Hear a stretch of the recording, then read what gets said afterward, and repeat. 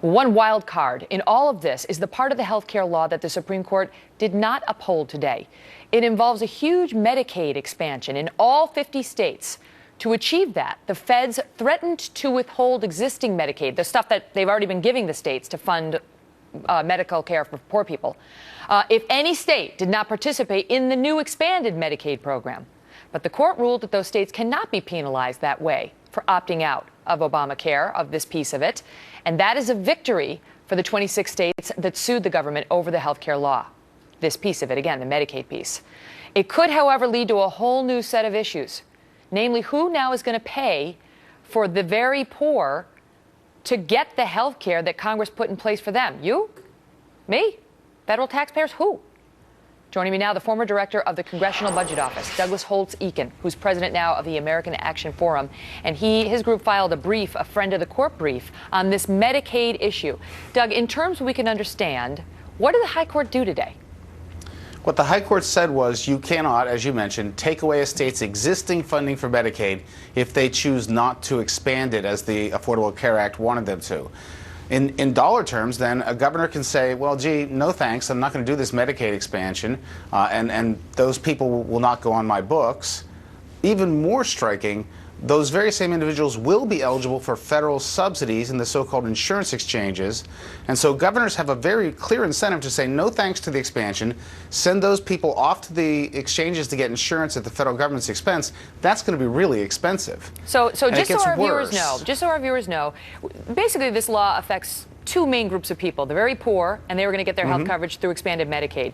Then the middle class, and they were going to get their coverage through these state insurance exchanges that the federal taxpayers are helping pay for, correct? Absolutely. Okay, and so now that you're withdrawing the coverage, potentially, on the Medicaid front, you've got people who have not a lot of money who may have to go over here onto the state exchanges. And is the funding for that taken care of in this law? In the law, it says whoever shows up gets the subsidy no matter what. So the person at risk here is the American taxpayer. That's clear. And one of the important things is they chose to put about half of the insurance expansions in Medicaid because it's cheaper. So what we're going to see is a much more expensive bill. And the second thing that's come to light, Megyn, is that in 2014, governors have the option to roll back their Medicaid coverage to the bare minimum.